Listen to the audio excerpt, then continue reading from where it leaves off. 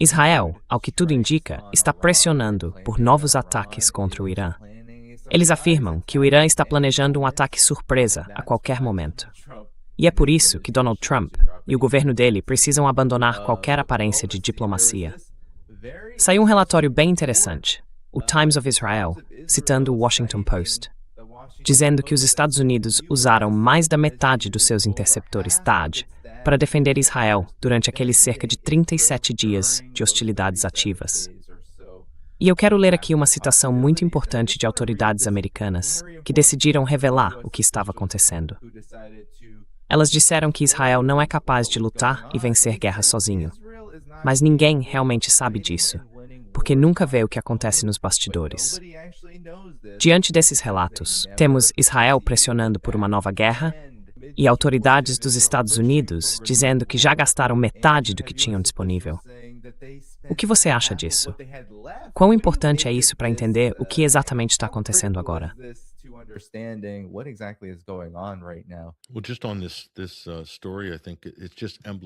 Olha, sobre essa história, eu acho que ela é bem emblemática da relação entre os Estados Unidos e Israel.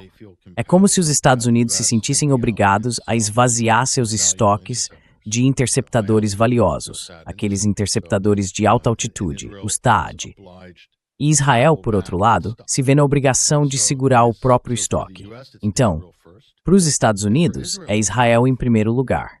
E para Israel, também é Israel em primeiro lugar. E isso é algo impressionante, né? Considerando que os Estados Unidos estão tentando lidar com vários cenários ao redor do mundo. Eles não estão ocupados só no Oeste Asiático. Os Estados Unidos estão envolvidos em meia dúzia de outros teatros, e dois deles merecem destaque: o da Ucrânia e o do Leste Asiático, especialmente em relação a Taiwan e aos outros aliados da região. Então, eu acho que isso deveria ser um sinal bem claro para quem ainda questiona qual é de fato a nossa relação com Israel.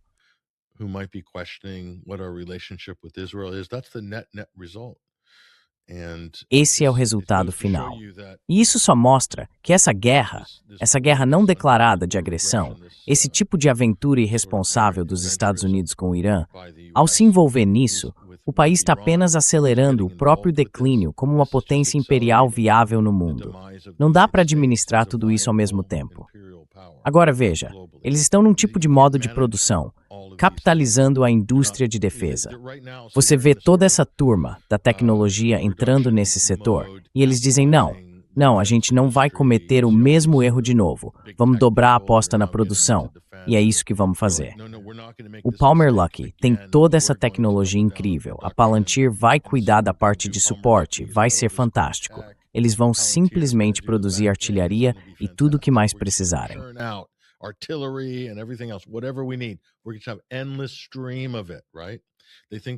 A gente vai ter um fluxo interminável disso, né? Eles acham que podem simplesmente ligar esse negócio e que todos os problemas que estão destruindo os Estados Unidos agora, nesse sentido gerencial e imperial, vão desaparecer. Estamos em cima disso agora. Estamos em cima disso. Mas não vai funcionar. Não vai funcionar. Porque qual é a base da política imperial? Qual é a base da missão imperial? Qual é o argumento de venda do império para o resto do mundo? O que é isso? Esse é o ponto importante.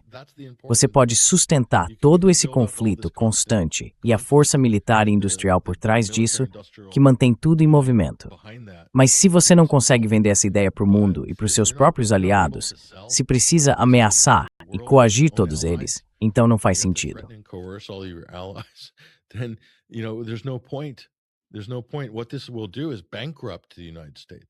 Não faz sentido. O que isso vai fazer é levar os Estados Unidos à falência. E isso é, de novo, um sintoma clássico de um império em fase final. Eles acabam se arruinando tentando manter a posição que tinham no mundo, quando, na verdade, essa posição já foi perdida.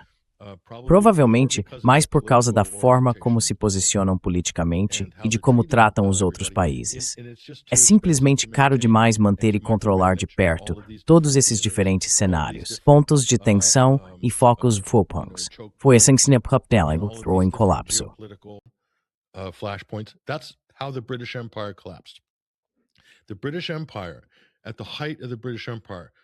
O Império Britânico, no auge do seu poder, quando chegou ao ponto máximo antes do seu declínio final, estava lidando com algo em torno de 40 conflitos diferentes, 40, e precisava sustentar tudo isso, financiar tudo isso. Além disso, havia o capital político, o capital diplomático, as questões econômicas, as cadeias de suprimento e por aí vai. Por isso, eles não conseguiam manter tudo aquilo. A interdependência, que em certo momento foi a grande força do Império Britânico, acabou se tornando sua maior fragilidade. E da mesma forma, a interdependência do Império dos Estados Unidos, que é basicamente um império movido pelo dólar. Essa mesma interdependência, que já foi seu maior trunfo, hoje é sua maior vulnerabilidade. E isso acontece por causa do próprio comportamento dos Estados Unidos.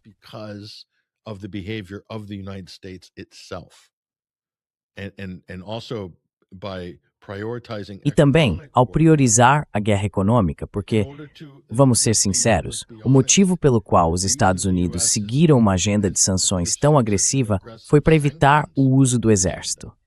Isso não era visto como algo popular, nem tinha uma boa imagem internacionalmente. Então, tudo bem, vamos sancionar. Vamos tentar forçar eles por meio das sanções. Só que, claro, sanções não funcionam. Nunca funcionaram. Nunca houve prova de que funcionem. Na verdade, elas só têm algum efeito contra aliados. E mesmo assim, muito pouco. Contra inimigos, quase nunca. Elas não mudam o comportamento de ninguém. Sempre foram vistas como uma forma sem sangue de agir. Os americanos vendem essa ideia para eles mesmos. O Congresso e o Senado adoram, porque podem dizer que estão fazendo algo, aprovando sanções, sem precisar enviar tropas. Desde o pós-Vietnã, essa tem sido uma política muito popular.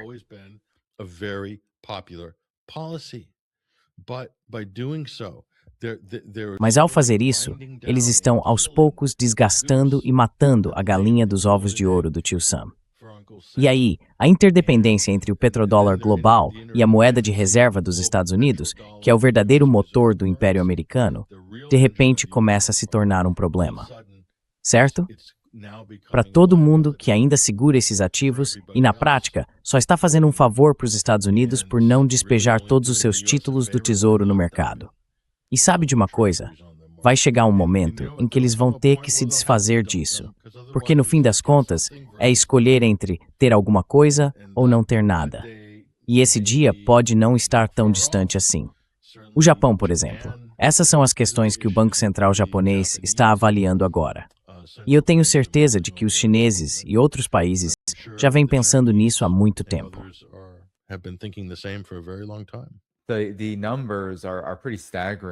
Os números são realmente impressionantes, só nesse relatório. O Washington Post diz que 200 interceptores THAAD saíram da China. Então, se a gente fizer uma conta simples, metade sendo usada significa 200 interceptores disparados em 37 dias. É muita coisa. 12,7 milhões de dólares por míssil interceptor é muito dinheiro. E isso também se conecta com o que você mencionou. Há uma enorme responsabilidade sendo criada aqui, com o país se envolvendo em todos esses conflitos. E essa responsabilidade já está mostrando resultados concretos. O Center for Responsible Statecraft citou o secretário interino da Marinha, Wang Chao, que disse que os problemas com os estoques de guerra do Irã estão por trás da pausa na ajuda de munições dos Estados Unidos a Taiwan. Ele disse que Donald Trump considerava isso uma moeda de negociação. E é por isso que Trump ainda não tomou uma decisão sobre esse novo pacote de armas para Taiwan. Mas parece que, na verdade, o que está acontecendo é que o poder militar dos Estados Unidos, que é tão importante para manter essa hegemonia que você acabou de descrever, em todas as frentes, está, na prática, se esgotando e enfraquecendo bem diante dos nossos olhos, em tempo real.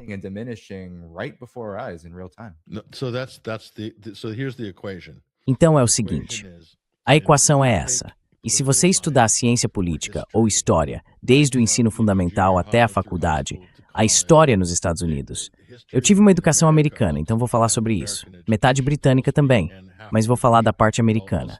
O foco é sempre a guerra. O foco é o exército, as batalhas, as datas, as guerras, os generais, os tratados.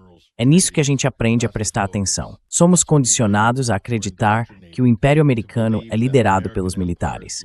Mas não é. O dólar americano, como moeda de reserva mundial, é o que realmente lidera o Império dos Estados Unidos. E esse poder financeiro é sustentado pelo poder militar. Financial power is backed up by the military. But if you don't have the military to back up that Mas se você não tiver o poder militar para sustentar essa preponderância financeira, como eu costumo chamar, então toda a equação começa a desmoronar. E não é impressionante ver essa equação desmoronando, ao vivo, bem diante dos nossos olhos? E isso sem nem falar da diferença econômica entre o custo de produzir um míssil interceptador ou um drone nos Estados Unidos e o custo de produzir o inimigo lá no Irã, o drone Shahed ou o míssil iraniano. A diferença entre essas duas economias é inacreditável. Qualquer pessoa sensata, olhando para isso em larga escala, diria claramente: isso não é sustentável. Isso não é sustentável do ponto de vista econômico. This is not sustainable economically. So then there must be another route that Então deve haver outro caminho, algo mais sustentável. Talvez negociações, diplomacia, comércio, quem sabe benefícios mútuos e parcerias, em vez de coerção e punição. Eu não sei. Mas em algum momento, olha, se você trabalha nesse setor, se está nessas indústrias agora, é para lá que o dinheiro nos Estados Unidos está indo. Só que eu acho que também dá para ver uma bolha de defesa se formando. Se a gente olhar para a história, o que é interessante, existem bolhas financeiras. Elas podem destruir economias e países inteiros. Mas o que pode derrubar governos e regimes é uma bolha de defesa, porque geralmente vem acompanhada de um tipo de aventureirismo militar completamente fora de controle. outrageous adventurism militarily. And so, yeah, the US, whether it's this president, Então, os Estados Unidos, seja neste governo, nesta administração ou na próxima, eu acho que isso vai ter consequências devastadoras para o governo e provavelmente também para a economia americana. Pode acabar virando uma bolha, de certo modo.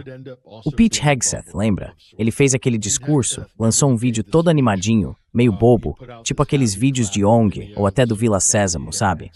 E basicamente ele estava dizendo: chega de estouro de orçamento, não vamos mais fazer isso, na fé, e fazendo aquele discurso populista falso de sempre, de que estão roubando o contribuinte americano.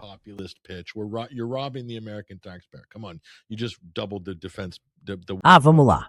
Você acabou de dobrar o orçamento de guerra para 1,5 trilhão de dólares e ainda pediu mais 200 bilhões por fora, 1,7 trilhão no total.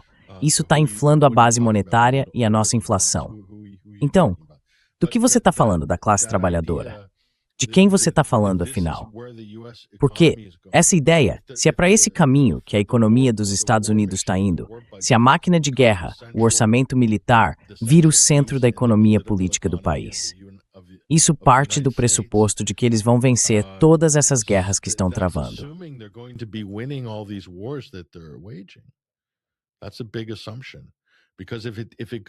Isso é uma grande suposição, porque se acontecer o contrário, não vai ter um final feliz para os Estados Unidos. Eu estou me baseando em outros exemplos históricos, sem nem falar do mais óbvio. Mas sabe, é tipo... e também, sim, eles estão dependendo de muito dinheiro estrangeiro, né? Muito capital internacional para ajudar a sustentar esse departamento de defesa, essa guerra, essa revolução dentro da América. Pensa bem, por que a Boeing, a Lockheed, a Raytheon ou qualquer uma dessas empresas investiriam no custo de uma fábrica se não tivessem alguma garantia?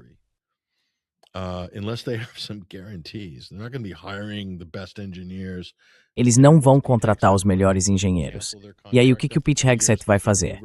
Vai lá e cancela o contrato depois de 2 anos, porque o projeto estourou o orçamento, começa tudo de novo e depois espera mais 2 anos pelos mísseis interceptores? Pois é. Esse é o sistema que a gente tem nos Estados Unidos. É inchado, é corrupto, é lento, é caro demais, não vale o que custa. E muita coisa que chega ao campo já está ultrapassada quando sai da linha de montagem. Mas é o sistema que temos. Ele anda junto com o nosso império. Então tem como funciona então.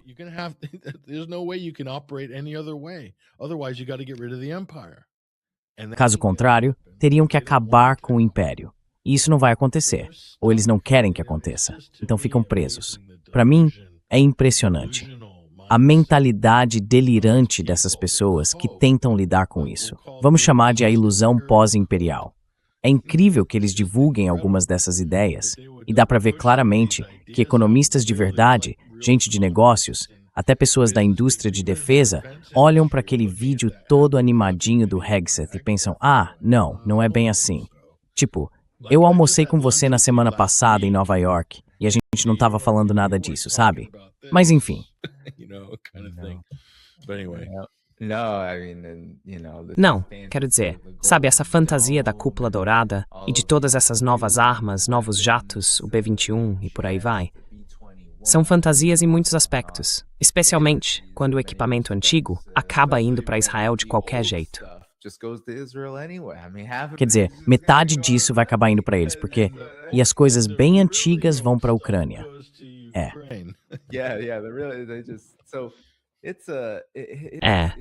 Então, tá uma bagunça e tanto. E falando nisso, quanto disso entra em todos esses relatórios sobre... Parece um déjà vu, né? A gente voltou pro começo. Mesmo depois da enorme redução dos gastos militares dos Estados Unidos, e claro, de todos os danos causados ao Golfo e a Israel, estamos de novo nesse ponto em que há um mediador, dessa vez o Paquistão. Agora estamos aqui no Catar. Tem muita gente tentando se envolver com a Rússia, dentro de um quadro bem limitado, para permitir conversas e estender o período sem combates. Parece aquela época antes de 28 de fevereiro, quando Oman, com o primeiro-ministro de Oman, que estava intermediando as negociações, foi à NBC, quer dizer, o ministro das Relações Exteriores. Sim, o ministro das Ações Exteriores. O ministro das Relações Exteriores de Oman foi à NBC e disse que estávamos muito perto de um acordo que evitaria uma guerra. E, menos de 12 horas depois, os Estados Unidos e Israel estavam bombardeando o Irã. Parece que Israel está forçando essa situação. Mas o que você acha desse acordo? Foi uma enxurrada de notícias. Ninguém, especialmente do lado americano, dá qualquer sinal de que haja algo realmente concreto acontecendo por parte dos Estados Unidos. O Irã está sendo muito firme. Para eles, é uma questão de direitos. Eles não têm interesse em aceitar acordos limitados. Estão exigindo o que querem, depois de toda a destruição que foi imposta a eles, e também porque acreditam que venceram. Então, qual é a sua opinião sobre isso?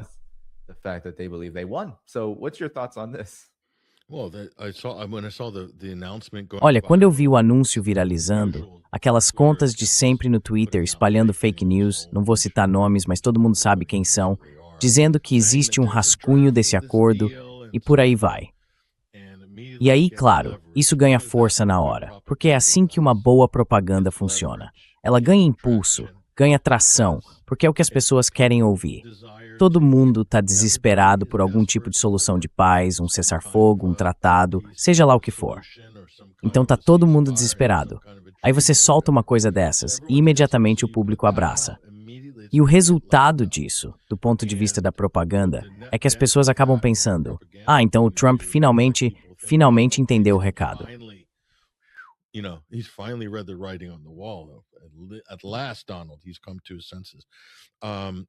Finalmente, o Donald caiu em si.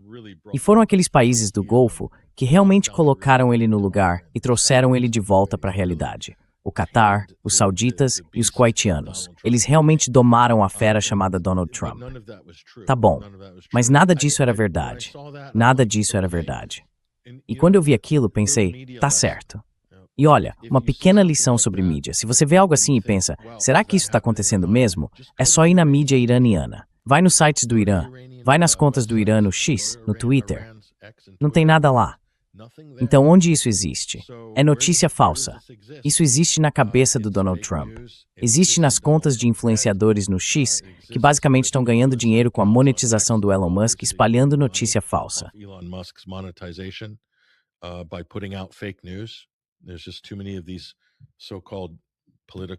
Tem gente demais com essas contas de análise política, ou seja lá como quiserem chamar. Mas o ponto é o seguinte, Dani.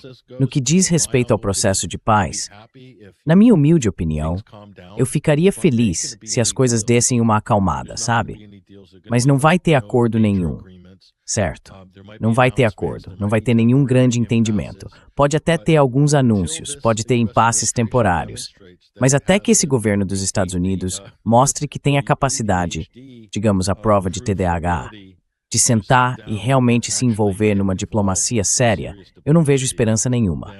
Durante essa presidência, eles simplesmente não têm a capacidade de fechar um grande acordo, nenhum tipo de acordo multilateral.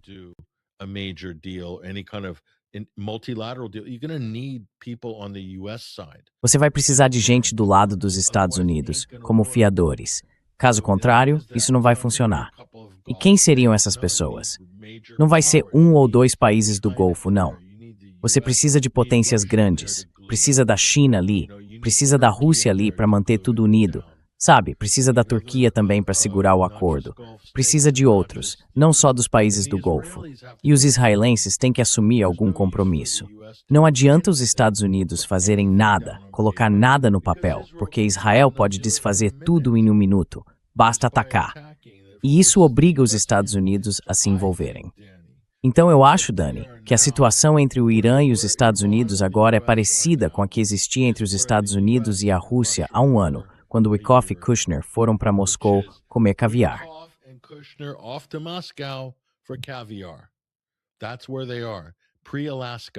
É aí que eles estão, antes do Alasca.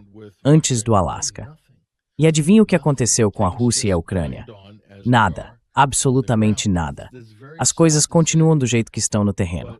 É triste dizer isso, mas eu acho que se esse é o resultado de uma administração dos Estados Unidos no momento que provavelmente seria o de maior risco geopolítico, a tensão entre a Europa e a Rússia, com a Ucrânia bem no meio, e se depois de um ano e meio eles não conseguem avançar em nada, em absolutamente nada concreto, eu não tenho nenhuma confiança de que consigam fazer algo em relação ao Irã.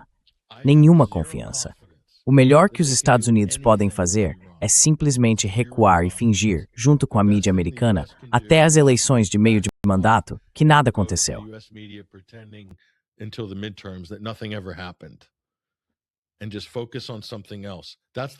E simplesmente foque em outra coisa. Isso é o melhor que os Estados Unidos podem fazer. Eles não conseguem criar nenhum tipo de estrutura realmente significativa. Eles têm um problema, chama-se Israel, e você está lidando. O Irã não é burro. Eles sabem que estão lidando com uma fera de duas cabeças. E Israel não está vindo para a mesa de negociação. Quer dizer, se Israel não vem para a mesa, então esquece. Esquece. Vai continuar instável, com o mesmo status quo, um pouco caótico. O Irã vai se reconstruir, vai reforçar suas defesas e vai fazer o que for necessário na sua vizinhança para garantir seus interesses de segurança nacional, exatamente como a Rússia está fazendo na Ucrânia. Não tem diferença. Então, esse é o meu prognóstico. Patrick, I didn't take you as a neocon, but Patrick, eu nunca te vi como um neocon, mas o Robert Kagan disse algo parecido. Não exatamente igual, mas ele disse que o Trump está torcendo pelo melhor cenário possível para ele. Ou pelo menos é isso que o Robert Kagan está argumentando. Mesmo que esse seja o cenário mais favorável, o Kagan diz que as ações do Trump parecem uma tentativa de sair de fininho, sem que os americanos percebam o tamanho da derrota no Irã. Esse já é o segundo artigo em poucas semanas que o Robert Kagan escreve, muito duro, provocador, defendendo uma forma mais eficaz de guerra contra o Irã, enquanto tenta argumentar que tudo que o Trump fez foi ineficaz e totalmente responsabilidade dele. Mas também tem outras notícias sobre isso, Patrick. O Donald Trump disse uma coisa bem estranha, que ele tem algo chamado Irã para resolver por causa do casamento do filho dele. O filho vai se casar no fim de semana do Memorial Day. Qual filho? Nem sei, o Eric, talvez. Não sei. Which And then he son? just I don't even know. Eric? I don't know. Donald Jr. Junior. Donald Jr. Yes, yes. So Okay. Donald Jr., sim. Aquele que o presidente da Indonésia teria chamado de bom garoto, ou algo assim, e que queria se encontrar com ele de novo. Uma família muito estranha, claro. A gente já sabe das atividades em que eles estão envolvidos, tanto financeiramente quanto, digamos, de outras formas. E ele acabou de anunciar que não vai mais ao casamento. Isso deixou muita gente preocupada, achando que é porque os Estados Unidos estão largando tudo para se agarrar à possibilidade de uma nova guerra com o Irã. já que Israel está insistindo nessa narrativa de ataque surpresa. O próprio Trump disse algo como: "Vamos esperar alguns dias e ver se recebemos a resposta que queremos."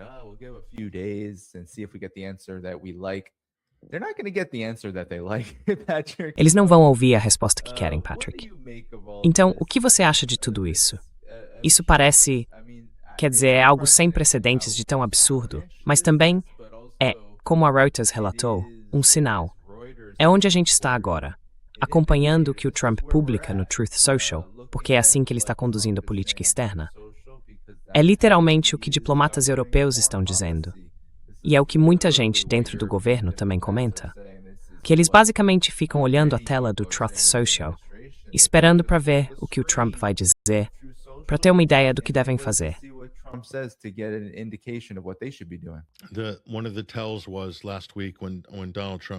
Um dos sinais foi na semana passada, quando Donald Trump disse: "Eu estava prestes a atacar. Já estaríamos fazendo isso agora." Mas os cataris, e acho que foram os sauditas, não lembro direito, 2 países do Golfo disseram: "Não, espera, estamos avançando nas negociações." O que ele está querendo dizer com isso? Enfim, essa foi a história dele. E o que isso mostra é o seguinte: os Estados Unidos não estavam prontos. E houve alguns problemas entre eles e Israel, que provavelmente são mais questões logísticas do que qualquer outra coisa. O site Axios chegou a dizer que houve uma ligação tensa entre Trump e Netanyahu. Mas, para ser sincero, eu não acredito em nada do Axios quando o assunto é política externa, especialmente quando envolve Israel. E quantas vezes a gente já ouviu falar daquela ligação furiosa do Trump e logo depois eles agem em conjunto para aumentar o conflito? Isso aí, Danny, é o que eu chamo de WrestleMania. WrestleMania, Danny. It's called WrestleMania. É o que chamam de WrestleMania. Então tem um pouco disso aí, certo? Mas o que o Trump provavelmente quis dizer, e é preciso saber traduzir o Trump porque ele inventa as coisas na hora, é que sempre existe um fundo de verdade. Tem um fio condutor, tem uma faísca, existem fatos reais dentro do que ele está dizendo.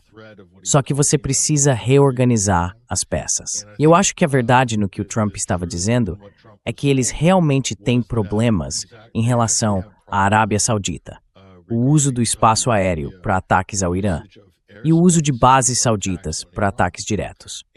E o Catar também, assim como todos os países do Conselho de Cooperação do Golfo, incluindo o Kuwait, talvez mais do que qualquer outro, porque estão muito próximos do Irã. Mas isso tem sido, na minha opinião, um ponto de atrito real e um obstáculo de verdade para os Estados Unidos na tentativa de montar um ataque. Porque isso significa que, de repente, eles ficam com vetores de ataque bem mais limitados contra o Irã. Attack vectors against Iran. You don't have full control and you don't have run of the table. Você não tem controle total e também não tem o domínio completo da situação, por assim dizer. O Iraque agora é um grande problema para os Estados Unidos. E o Irã fez algumas mudanças, sem dúvida preparou planos importantes e provavelmente eu diria que não dá para descartar a possibilidade de o Irã ter posições operacionais um pouco mais a oeste, digamos assim, do que tinha antes. E isso também muda o cenário. Então, isso coloca um pouco mais de pressão sobre os Estados Unidos ao considerar um ataque desse tipo a Israel. Acho que é disso que o Trump estava falando quando mencionou os países do Golfo, porque eles não estavam negociando com os iranianos.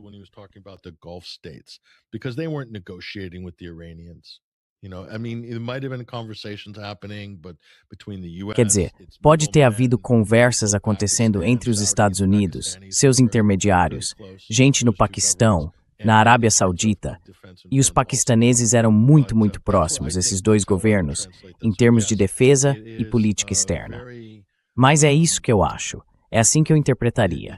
Então, sim, o clima está bem tenso agora. Eu não descarto nenhum desses relatos que você mencionou. Acho que os iranianos estão sendo bem realistas ao se prepararem para um ataque. Os Estados Unidos estão jogando esse tipo de jogo político. Já os iranianos estão dizendo, a gente só está se preparando para um ataque iminente. Mesmo assim, ainda existe a chance de isso dar problema, porque no fim das contas, os Estados Unidos são reféns de todo tipo de vai e vem político que move o nosso sistema.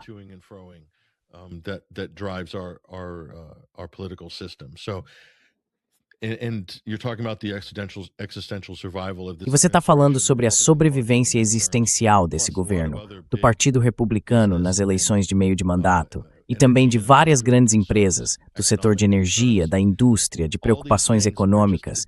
Tudo isso são obstáculos a mais nessa história. E na verdade são muitos. Sabe de uma coisa? Quanto mais tempo você espera, mais difícil fica retomar essa guerra, porque não há nada de popular nela. Ninguém apoia. Não há benefícios. Só prejuízos. E quanto mais o tempo passa, a cada dia que se espera, fica mais difícil levar isso adiante. E ainda dá mais tempo para outros atores entrarem em cena, incluindo potências do Golfo e outros players internacionais, como os chineses e os russos.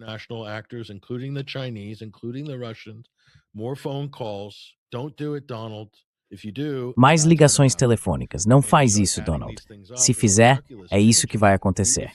E aí você começa a somar essas coisas e o cálculo muda. Se ele pudesse, já teria feito isso há um mês. Mas os Estados Unidos provavelmente não têm o equipamento nem a munição para realmente fazer isso. Então, de alguma forma, eles acham que tem uma oportunidade aqui. Mas isso só pode durar pouco tempo. No máximo, estamos falando de, talvez, 3 semanas. Mas como seria a terceira semana? Jatos americanos entrando no espaço aéreo iraniano e sendo abatidos. Pois é, porque foi assim que o último terminou. Então, sabe, é que tem tantos problemas nisso. É muito complicado. Eu não consigo ver, a menos que estejam planejando fazer algo realmente estúpido.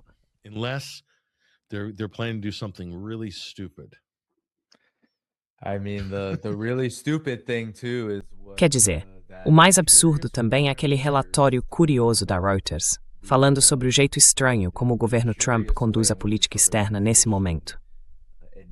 Pelo que eu entendo, e nos nossos últimos minutos você pode reagir a isso, parece que o governo Trump realmente queria, e o próprio Donald Trump talvez quisesse, fazer esse ataque assim que ele postou no Truth Social dizendo que queria acabar com a civilização do Irã, que tudo ia terminar. E aí surgiram preocupações entre os europeus, tipo, você tá falando de uma arma nuclear? Porque quando alguém diz que vai eliminar todo mundo, precisa de uma arma forte o bastante para isso. E eles não têm armas convencionais com esse poder. Então ele estava falando de armas nucleares? Ninguém sabia. Ninguém sabia.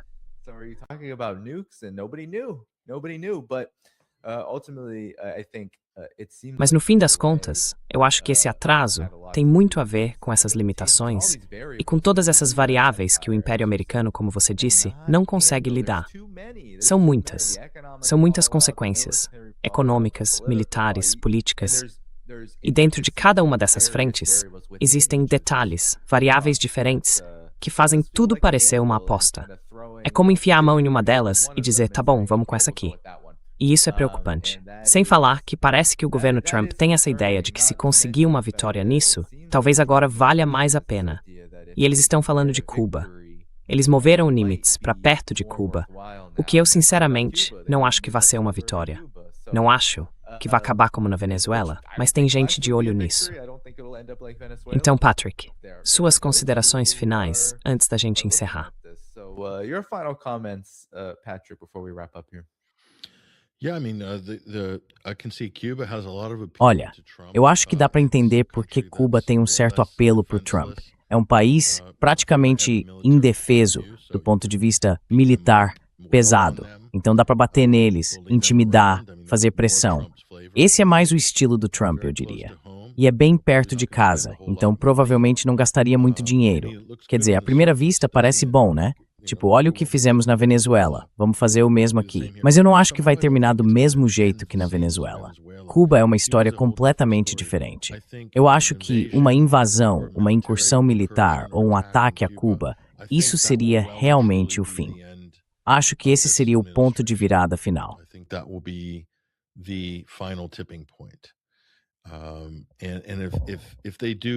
E se eles realmente seguirem por esse caminho, seria para tentar transformar a frustração de não terem feito o que esperavam fazer com o Irã, embora a gente nem saiba direito o que exatamente seria isso.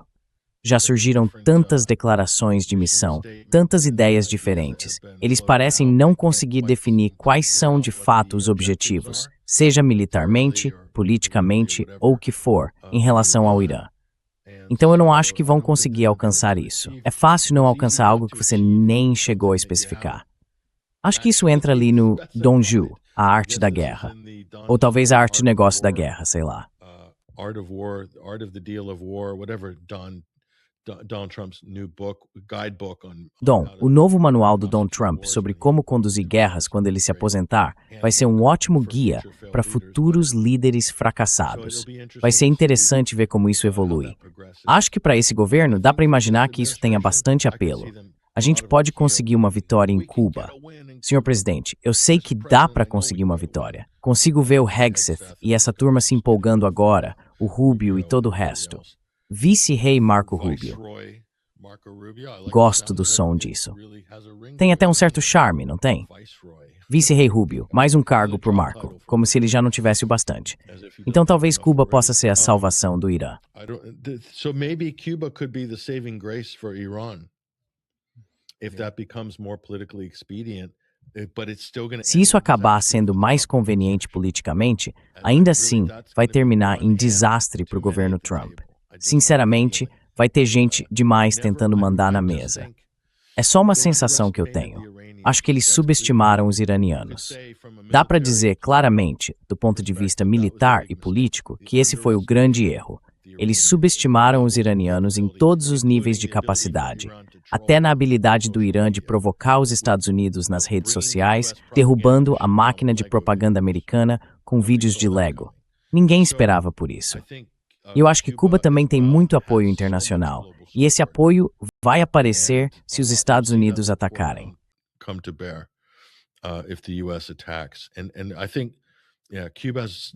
E eu acho que Cuba tem um apoio político muito forte no mundo todo, o que é incrível para um país tão pequeno. Mas isso mostra o quanto eles são simbólicos e o quanto são importantes, sabe, para a classe trabalhadora global, para o sul global. E eu acho que a gente vai ver uma movimentação diplomática. Os Estados Unidos não têm base nenhuma para fazer nada contra Cuba. Cuba não fez nada contra os Estados Unidos. Eles ainda estão remoendo a Revolução do Castro de mais de 70 anos atrás, se é disso que se trata. Quer dizer, o exemplo perfeito, a acusação contra o Raul Castro nesta semana. Que palhaçada! Estão acusando ele de intervir no que era claramente uma operação da CIA, de intervir numa operação terrorista da CIA contra Cuba.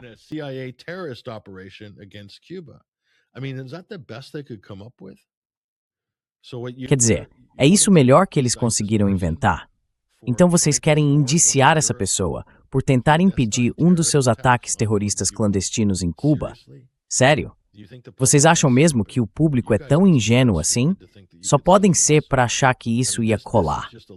Olha, é um nível de palhaçada que eu nem imaginava que essa administração fosse capaz. Mas pelo visto, não tem limite, né?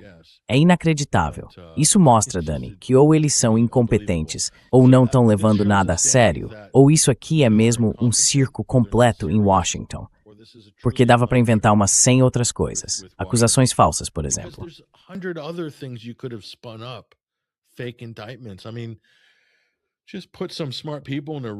Quero dizer, é só colocar algumas pessoas inteligentes numa sala que elas inventam algo plausível depois de algumas horas. Alguma acusação falsa de drogas, ou sei lá o quê.